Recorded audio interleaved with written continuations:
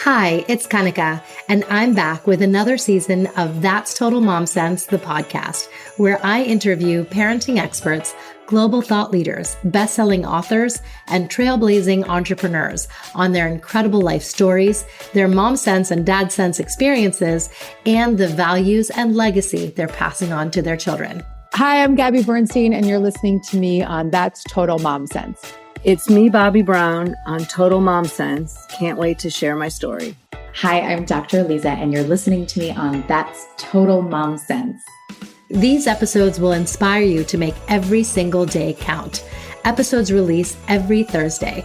Join my tribe by logging on to thatstotalmomsense.com, where you'll receive my free Parenting in a Pandemic guidebook, and subscribe to the podcast wherever you listen so you never miss an episode. What if we were able to connect with our kids in a deep, meaningful way? When you asked them to do something, they instantly got it and didn't want to test you or defy you. And when they asked you to play or teach them something in a fun way, you put them first and knew exactly what to do. Today's expert is going to show us how. She's Suzanne Tucker and is the founder of Generation Mindful. Suzanne is a mom of four who has been a physical therapist and parent educator for over 27 years. While teaching positive discipline classes, Suzanne saw a need for tangible, evidence-based tools and toys to help parents and educators apply the science of positive discipline into their everyday lives, particularly when they were feeling stressed or their children were acting out. She says, when I got my strong-willed child, timeouts were ineffective. I needed a different method. I needed something in a box with instructions, a video, and a community to hold my hand. In her letter to her community, she says, I've heard it said that adulthood gives us the opportunity to be the person we needed when we were young. This has become the inspiration for Suzanne's life work. Together, we can move past fear, shame, and pain in the way we raise children. It took motherhood, birthing 4 children, and healing through 5 miscarriages for her to fully awaken to the intuitive being that she is, that we all are. She says, I see life as a journey, one that we were never meant to be alone. We are Generation Mindful, we are love, and we are enough. And with that, I welcome you, Suzanne, to That's Total Mom Sense. Thank you so much. Oh, so fun hearing those words come out in the world into your microphone. Thank you so much. Oh, absolutely. And thank you for sharing with us and, building this community. There's a running adage, there are no rule books to parenting. But now in this day and age, I feel like there are hundreds. Every second person, coach, expert has a philosophy to parenting. And I, for one, am like totally overwhelmed, and I just... Can we just get a big highlighter, humongous highlighter to what you just said? Everybody out there listening, their heads are going up and down because, they say your child doesn't come with a manual. But what happens is you click Google or Dr. WebMD and you're hit with 7 billion manuals. Yeah. And what I think you're hitting is that, and this is one of the reasons I even started Generation Mindful, is that we are increasingly being disempowered as human beings. And it's because we live in an information age. And you would think information is power. Yet, if you look for answers outside yourself, if you've been taught the answers live outside yourself, and you live in a world where there are literally 7 billion answers to, if you type child help anxiety, you'll get 7 billion links. And so, right? How can we be driving the ship and empowered if we're looking outside ourselves all the time? So the idea of Generation Mindful is so much that you don't need an expert, you need a friend, and you need to be pointed back into yourself, into the authority that you are through your body, through your intuition. You can take in knowledge, you can take in information, and you can say, yeah, that's for me. That is lighting me up from the inside out. Or, yeah, I'm going to pass on that. That doesn't live for me. Right. Well, we're going to get right into it. I want to have you give us a glimpse of your childhood because it has truly shaped who you are today. Absolutely. I love that question. So I'm one of 7. I'm number 5. And if you're going to look at emotional intelligence, one part of that, one of 4 elements is self-awareness. So every one of us gets to look back at who am I? What was my childhood like? And what are my gifts? What are my challenges? And how did that have to do with the way I was raised and who I am? Yes. And so as 5th of 7, I was a rule follower. I was one of those cooperative kids who desperately wanted to get it right and hide out, did not want the light on her in any way, shape, or form, because I just wanted to blend in and be good, do it right. And somewhere along the way, I learned that if I was in control, or thought I was in control, that control was something I wanted.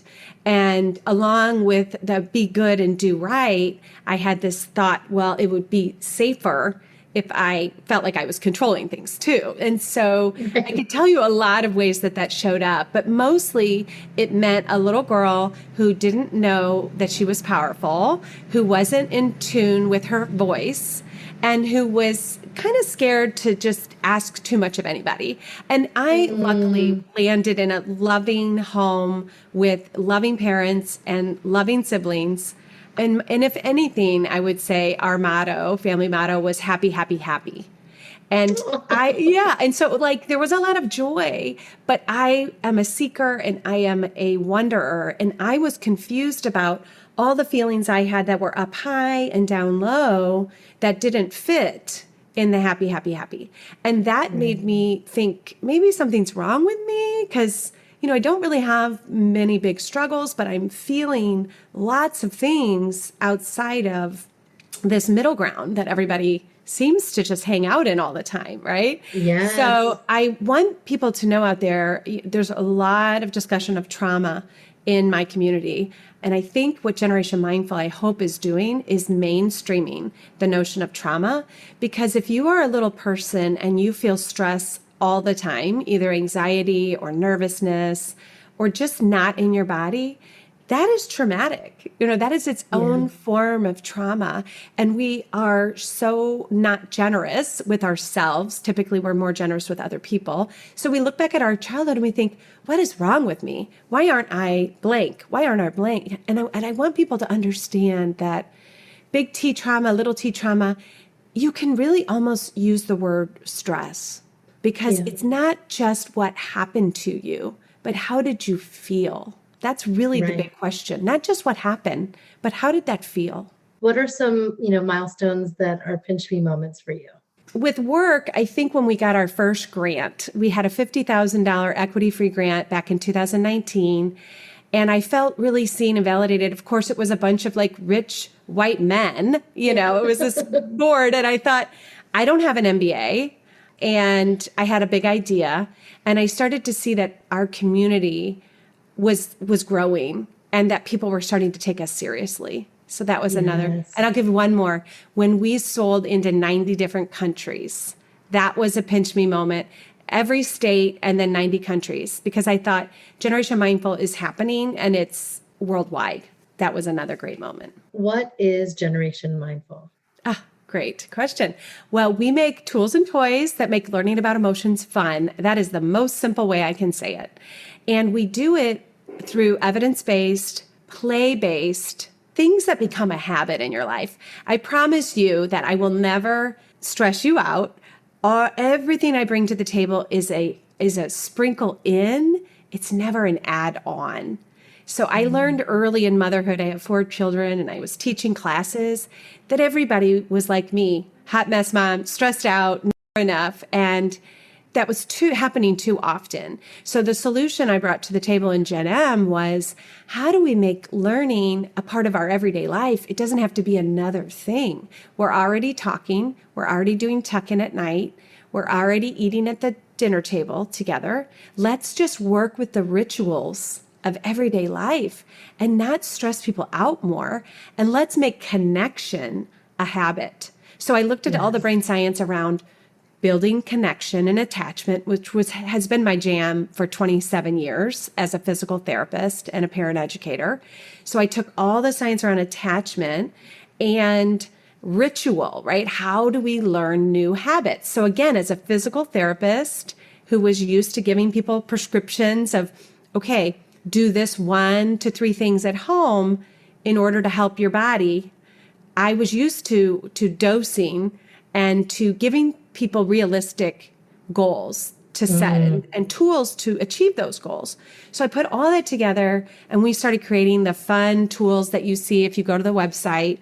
Started with our Peacemaker mindfulness cards that are conversation prompts and positive mindsets in a box, right? So that you can start exploring ideas like mistakes help me learn and grow. And maybe that was not modeled for you by your parents when you were little. You don't have to have mastery over this thought. It's just right there in a box for you. You pull that out, and all of a sudden, when the Cheerios hit the floor and they look up at you, and let's say your normal reaction would be to get upset, you just had a game, right? Where you played about this word, this idea of mistakes help me learn and grow. And you look at each other and you laugh. And the little 5-year-old says, well, mistakes help me learn and grow. I guess and it's part of your culture, part of your family life. It's grown from there into the Time In Toolkit, where we really help families process emotions in a healthy way, not using timeouts or punishment to process hard things, but to connect and to almost be like an emotional coach for and with our kids. That's a Time In. And then you have the Snuggle Buddies, where we make naming memories from your day and linking them to emotion words. So name it, feel it, heal it. We make that just an everyday ritual. Oh, that's so great. I want to unpack a little further. Let's start with Time In, because I know we're all familiar from our generation with time out. According to you, and I agree as well, we did it wrong. We did it all wrong. So what is a time in? Yes. So what I love to think about is the evolution. So we can think we did it wrong. In fact, we're on a journey. And so, how I just said mistakes help us learn and grow? Well, if you think societally, we were using spanking, and then we evolved to this thing called timeout. And a timeout, what it was supposed to be, was pulling in attention, not positively reinforcing a behavior that was wanting to be phased out. It's very much behavioral management strategies. The problem with timeouts is that what it says to a child is, who does not have a social emotional skill necessary in the moment, it says, you did bad, you are bad, go away. That's what it says to the nervous system. You did bad, you are bad, go away. And then when you're better, you can rejoin me. And a child's whole goal is survival. It literally is to live, to be attached to somebody because they cannot take care of themselves. So just think how threatening that is to a little nervous system. What a time in says is, hey, that was bad. Like, hitting brother over the head, you did bad. You're feeling bad. Let me help you. I am here. I believe in you. I love you. You can do this. You can learn these skills. Social emotional learning is just skill building. We would never say to a child who wrote their name backwards and upside down, and let's say it was a whole grade level lower than the writing skills of another child, would we ever say, Tommy, that is terrible how you just wrote your name. You go sit on that step because that is bad. That is not what I expect from you in your writing. No, we would not, because we say, Tommy, he's working at his level. We would give him a little taste of success and then break it down and work on the skills. And that's what we do with the Time In Toolkit. We break down, name it, feel it, and heal it. We break it down. What are some more tangible tips that you have for the child and then the caretaker in that time in space? Perfect. So the time in begins before there is a breakdown. You cannot introduce a tool to a red light brain. We will teach you about the child's brain. There's green, there's yellow, and there's red. Red is not bad. Red is primal, but it's not a learning brain. So you want to set up your time in space. When you got your Time In Toolkit, the kids were excited. This thing comes in the mail. You, out of that relationship and that connection, pick a place in your home, you get out your tape or your frames, and you create a space. And that says to the little child's limbic brain, a big part of their brain, it's the emotional part of the brain, it says, hey, my mom or dad care about emotions. Emotions are safe. They like emotions, and they're going to encourage me to learn about them, even when I feel mad, even when I hit or do hard things. My family is going to teach me. So there's a lot going on when you buy a time and toolkit. So much is packed in to make it simple for you. You don't have to understand a lot of the science that's actually happening. But part of it is I am helping you build motivation in your little person for caring about their inner world. So once you set up your space, it's very simple. You just follow the little manual, 8-page illustrated manual comes inside your kit. And it starts by creating that space when you're in a connected moment. And then it starts by literally playing with name it, feel it, heal it. So you're going to play games like we have a matching card game where you have the feeling faces, and you might, you know how you play the match game? Is that a grape? You know, is that a apple? Is that an apple? Well, now you're saying, is that a brave face? Is that a brave face? Is that a determined face? Is that a determined? You're matching. And you can play lots of different games with the tools that you get. The idea is you introduce the 4 main mood groups, and you start to follow along the manual and play and talk and integrate social and emotional skill building as a goal in your family. And when you do that, things will start to align, and you'll be emailing me with stories. I'll be sure you've probably had stories happen in your home, right? They just happen. Yeah. It's so great. And it's funny when children know how to regulate, they want to go to the corner on their own.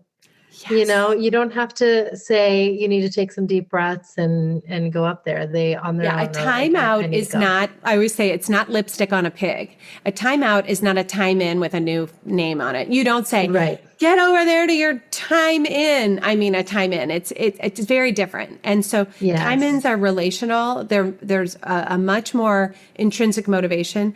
I have had kids who the parents will say, oh, they don't want to do it. And so I highly recommend, if you have like what you feel is an oppositional child or a really strong-willed child, definitely sign up for our course, because there are some things you can do to increase the intrinsic motivation of the child. And if you've been blessed, as I was with my second one, who is just a leader, born to lead, they will be strong and oppositional, and you will scratch your head and wonder, how am I going to guide this powerhouse? But I'm telling you, there is a way, and it is through empowered education and connection. So we take about 6 to 8 hours to really tease that out with you even deeper in the course. But for many people, they just open the box, and I'm getting these emails about this little girl was 3 and wanted to take her little lovey to the dinner table. And this family, you get to set your own rules, right? And this family did not allow the plush at the table. That is not something that comes in your box. That is you. Yeah. You decide, well, how do you run your house? And so the little girl started to get into a workup leading toward a tantrum, not a meltdown, but like a tantrum. She stopped and she said, I want to go time in. And she took her lovey and went over to the time in space and started to use the chart that said, how am I feeling? She identified sad and mad. And what do I want to do about it? She took 5 minutes to drink water and color a picture. She came back to the table and said, I better now. And the parents just watched on at this emotional regulation that happened in front of their eyes with this little girl. I think they'd had the kit for about 2 weeks. So. Oh my gosh. And she was 3. She was 3. It doesn't always happen that way, but honestly, it does happen that way. So let's say you have a child who's just not listening to you. You need them to put their shoes on, and you're trying to get them to school, and they just are not having it. I love this challenge. That. Okay, look at me. Okay. I'm pointing at you right now, and now I'm putting my hat on. You see me? It's called miming. This is one of the tips I use in my class. So what did I do? no words. I got your attention right away because it was silly. Yeah. And what did I do there? I showed you what I was wanting with my body language. Now, what happens is you turn into Snoopy, wah, wah, wah, wah, wah, right? Snoopy's teacher, where you're like, get your shoes on, get your shoes on. I said, get your shoes on, get your shoes on. We've gone over this and then we're upset and we're repeating. I want you to take a moment to take a peek inside your little person's head, okay? If they're in the yellow brain, they are emotional, maybe they're absorbed, they're in another world. Does your child ever just go to another place when they're playing? Oh, of course. Right? All the time. So they're not in this elusive place called the prefrontal cortex. That's the thinking brain where you can be directed and you can learn and you can sit and be still and cooperate. Children that are age 3 literally are dipping their toes into the ability to hang out in that part of the brain. They don't have a large capacity yet. We think, because we're adults and we want them to live there because we live there, that we can just ask them to go there. But we can't. They're not there. They're in another place. But when we get frustrated with them and angry, we're using more words. They aren't in that part of the brain. They're not even hearing your words. It's like a deer in the headlight. But when you interrupt this disconnection you're experiencing with silliness was the first thing I did. The second thing was using my body language. I didn't use any words. And I didn't punitive. I wasn't punitive. I wasn't upset or disappointed with you, was I? I was actually really engaging in like, silly mom. My kid's like, oh, I want to go with the Pied Piper silly mom over there. I'm going to go get my hat on. Another thing I used to do with shoes is I would do one. This is something you can do with a child that's having trouble moving forward. Just like, oh, I see. We still want to get our shoes on. I will put your left shoe on and you put your right one on. Or I'd say left shoe, right shoe, red shoe, blue shoe, or 1 foot, 2 foot, red foot, blue foot. I would use rhyme or silliness and just start doing it. And they'll kind of be like, oh, okay. And they're coming along. And I just want you to think about training wheels. You are training wheels and they will get this skill. They will know how to get their shoes on and go to college one day. This will happen. It doesn't feel like it will ever happen, but I promise you, if you can take a breath and use any of those strategies, you notice I got silly. I used no words. I did the miming and I didn't have to threaten or be punitive. And that allowed them to reach me and not get defensive. Wow. Yeah. Yeah. When you have a child who's a little shy, a little introverted, and you want to bring them out of their shell, what's like, a fun, appropriate way to do that? You're going to break it down. And so first and foremost, manage any pressure you have in your own self about what you're feeling as a parent about this, quote, failure of my child that is not able to share a toy or say hello to a stranger on a playground. Before you take any action with your child, I want you to take a moment to breathe and process. We have a forgiveness worksheet. It's a 7-step trigger worksheet for the adult person to go through before you even interact with this little one. Then when you feel like, okay, you're in your body, you're not in this triggered place, but you're really in the mode of skill building, some baby steps you can take. First of all, involve the child, always involve the child. So is it a goal of theirs to make new friends on the playground? If not, research says they are 50% likely to be good at the skill that they are not motivated to do. So just being intrinsically motivated or having the chance to be asked, do you care about this thing? Maybe they don't care about making a new friend on the playground, but they care about a different social skill that you would like to nurture. So involve the child. And then, like anything, break it down, give them little moments of success where they get to taste it and model it for them. So it could be you walking up and saying, hi, I'm Jamie's mom. And, we just came to the playground. What are you up to today? If Jamie likes that idea of you going together up to the new friend on the playground and the mom or dad and see, then you did it together and it didn't feel so scary. And then afterwards, process it and listen. It's really about bringing in and engaging with the child so that they're a part of it. And you will find even the hardest thing, like brushing teeth, brushing hair, getting shoes on, when a child feels empowered and intrinsically motivated to beat whatever it is, this hard thing that's been a repeated hard thing in your home, they will move mountains.